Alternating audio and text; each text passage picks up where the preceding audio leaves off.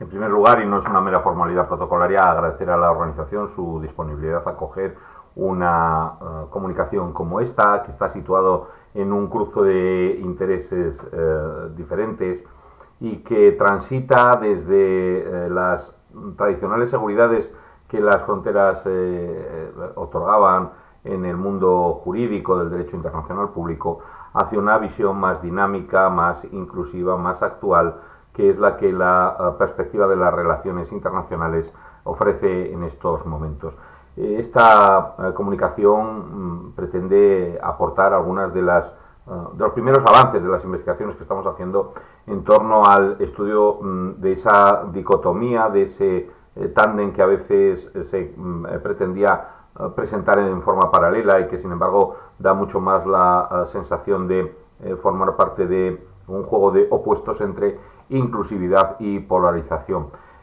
Las fronteras tradicionales han venido a cambiarse, ahora hablaremos de ese nuevo paradigma digital de las fronteras, de manera que el carácter diferenciador de la frontera física nacional tuvo que ceder algún protagonismo en la globalización a una mundialización de actividades, de relaciones que pasaban del mundo presencial al mundo digital, que junto con la mayor intensificación de los flujos de movimientos desdibujaban parcialmente esos conceptos de frontera. Este nuevo modo de entender las fronteras ha tenido que ser puntualizado en la medida en la que la globalización ha descendido también a nivel local. Sobre todo hablo de las sociedades democráticas, de las sociedades abiertas, más allá del debate de la inclusividad multicultural al que habrá que referirse al terminar la ponencia. Bueno, ¿cuáles son los ejes explicativos de esta ponencia? Responden en realidad al objetivo que se ha marcado nuestra investigación. Lo primero que estamos analizando es si existe verdaderamente lo que puede considerarse un cambio de paradigma conceptual sobre las fronteras. Desde la visión más tradicional, que era de carácter limitativo, ya digo, en ese momento en el que podríamos decir que durante siglos se refuerza el aspecto más físico, más separador, por tanto también más jurídicamente asentado, impuesto frente a todo el mundo, de fronteras como delimitación de la soberanía nacional. Hay ahí una pervivencia muy notable de esa opinión o de ese paradigma bodiniano de la soberanía que viene especificada por una delimitación física de las fronteras respecto a los territorios sobre los que se puede desplegar el conjunto de marcas, de indicadores, de actividades que denotan la soberanía estatal. Parece que ese paradigma ha ido cediendo algún protagonismo a algunas formas más colaborativas. Desde luego lo ha sido en los escasos casos de cooperación que daban lugar a procesos de integración económica o integración política. Han sido muchos los intentados, pocos los verdaderamente conseguidos, incluso en quizás el paradigmático por excelencia, que es el de la Unión Europea. No dejan de alzarse voces pidiendo una cierta renacionalización de las competencias en su momento cedidas a los poderes europeos. Y en segundo lugar, el gran segundo tema que tratamos es el de la interconectividad que tiene el ciberespacio con el espacio físico, el paso de la presencialidad a la digitalización de las relaciones de todo tipo, sociales, políticas, culturales, económicas, desde luego, que tradicionalmente se desarrollaban en el mundo físico, por tanto sujetos a la mayor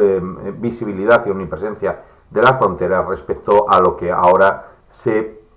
perfila como un ciberespacio más fluido para los intercambios a larga distancia. Y esto también ha hecho que se modifiquen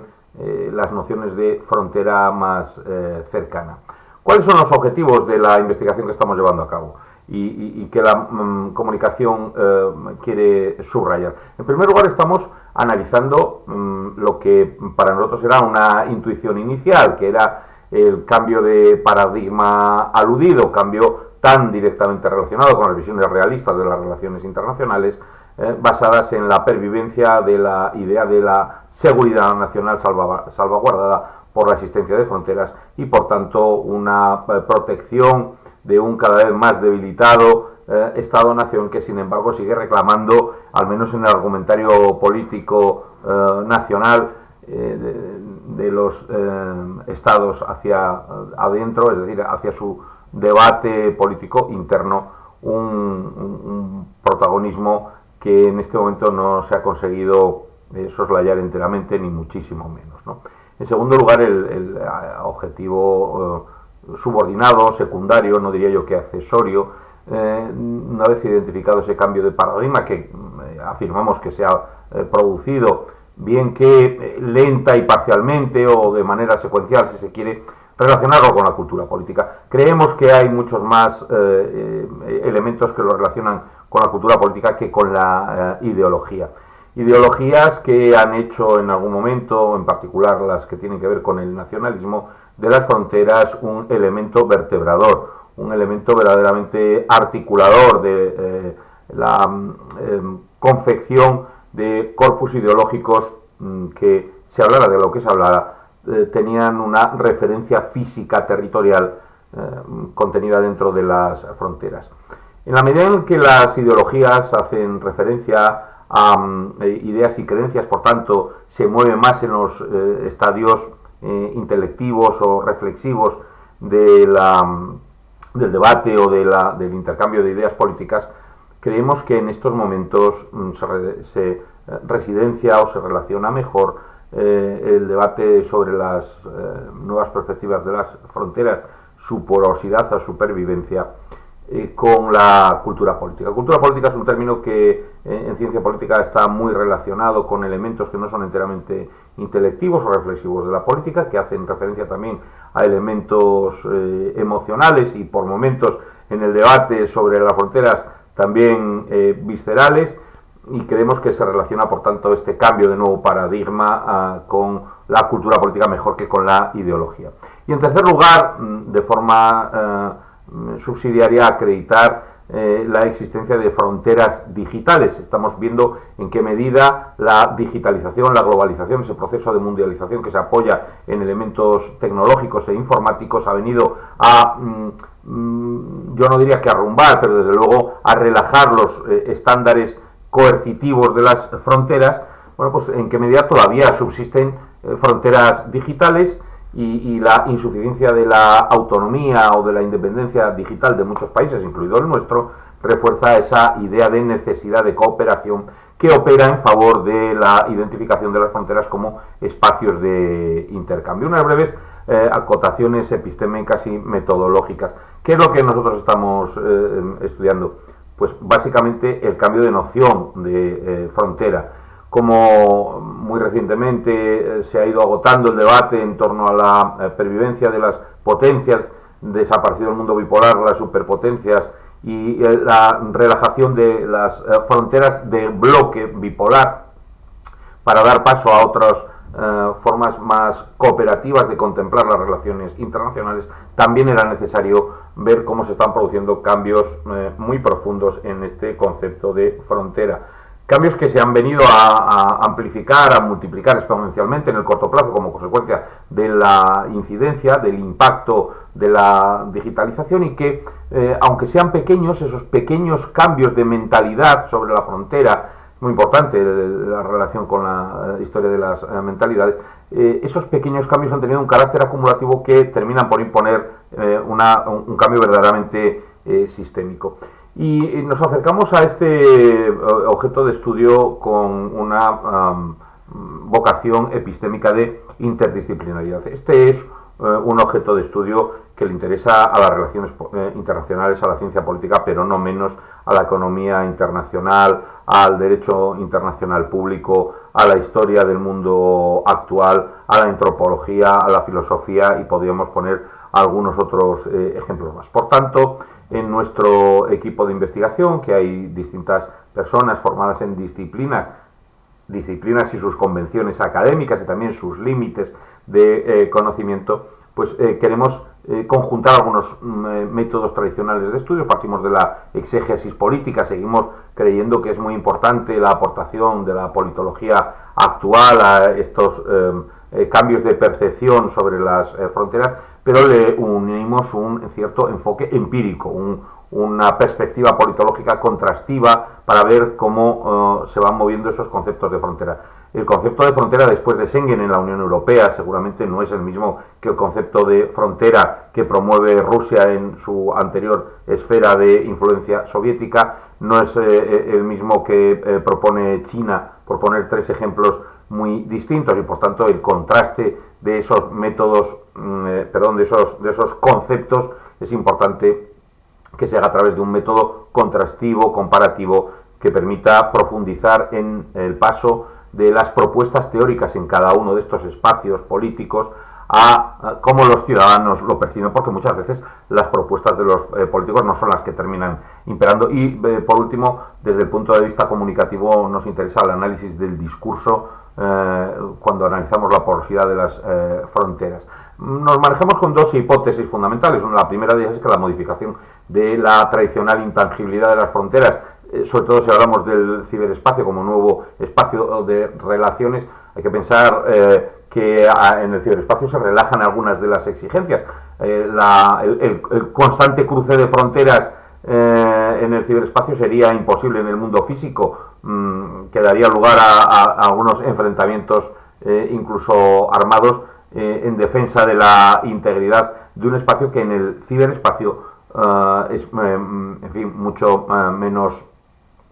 tangible, ¿no? Bueno, pues esa modificación de la intangibilidad de las fronteras, salvaguardada la seguridad nacional, el control de los recursos nacionales, está llamada a intensificarse en el futuro a corto plazo. Esa es la primera de las hipótesis que manejamos. La segunda es que la plataformización digital, sobre todo lo que tiene que ver con los mensajes políticos en relación con los movimientos de migrantes, con la pervivencia de fronteras, con la defensa militar de las fronteras. Estamos en momentos de álgida confrontación internacional absolutamente injustificada, pero que se apoya en buena medida en la quiebra de las fronteras físicas. Termina creando cámaras ecopartidistas y al final la gente termina repitiendo los mismos mensajes en torno a la necesidad o bien de arrumbar o derribar, o bien de mantener las fronteras cuando se no sé si intenta la deliberación o el intercambio de opiniones sobre las migraciones, la inclusividad y la porosidad de los espacios culturales más cercanos. ¿Cuáles son los resultados que hemos visto hasta este momento? Hay algunas pervivencias negativas. Siguen persistiendo sobre todo la visibilidad para la mayoría de los ciudadanos de las fronteras físicas, que eso es el resultado de un acuerdo político que se mantiene durante mucho tiempo y no un espacio de intercambio, que en algunas poblaciones a ambos lados de las fronteras nacionales, sin embargo, se invierte. Por eso ese componente local de lo global es tan importante para nosotros en los estudios. Lo ha sido tradicionalmente, incluso cuando había fronteras muy marcadas y necesidad de pasar puestos fronterizos y de tener visados y de tener pasaportes, cuanto más en este momento. En segundo lugar, hay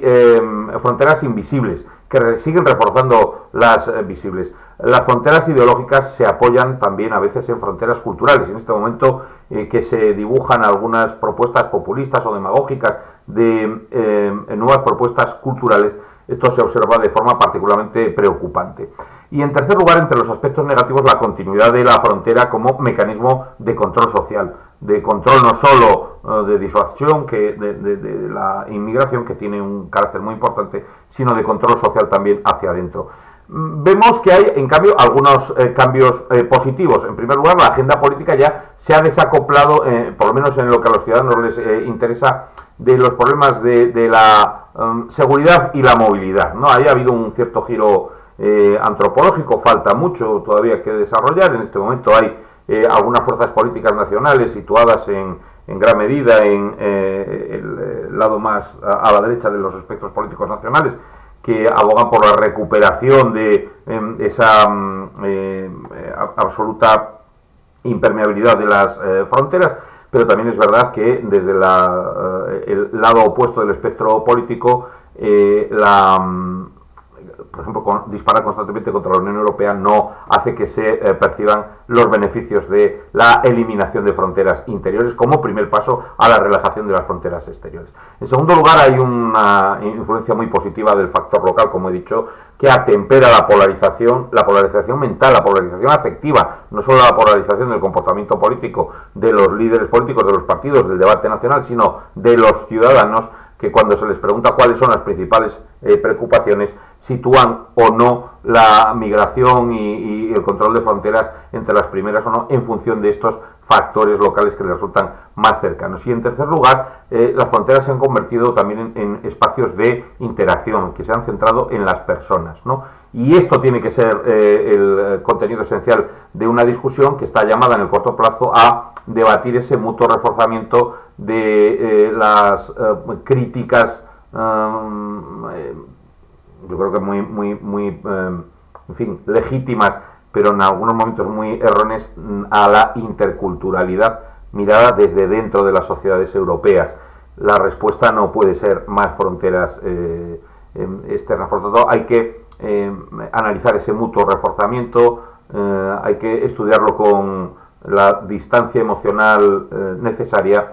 y a nosotros nos gustaría que con una cierta minoración del discurso político, del relato político frente al discurso político, se echan en falta discursos políticos de verdadera envergadura que facilitaran un debate, una reflexión serena en torno a la posibilidad de que las fronteras se convirtieran en estos otros nuevos espacios de intercambio, como se han convertido las fronteras del mundo digital a larga distancia para las relaciones económicas, por ejemplo, pues que se pase de lo económico también a lo social y a lo cultural y a lo educativo, que nos parece verdaderamente importante. Por tanto, frente al discurso, lo que se erige son narrativas, relatos interesados que dificultan el debate. Para terminar, entendemos que se ha desacoplado, pero no terminado completamente, ese binomio entre identidad nacional y frontera, que la dimensión cultural, que es más inclusiva, tiende a minorar las diferencias políticas, pero no las disuelve enteramente. Las fronteras económicas siguen siendo en este momento mucho más persistentes que las fronteras políticas y generan enormes flujos de migrantes de unos espacios a otros, y esa interacción local, es decir, el factor local sobre la globalización frente a la consideración de las fronteras nacionales, atempera esos impactos más negativos que tenían hasta este momento las fronteras. Esperamos que se pueda pasar a lo siguiente, que es que la nueva concepción de las fronteras facilite contemplar cómo los movimientos entre fronteras facilitan la innovación y la creatividad.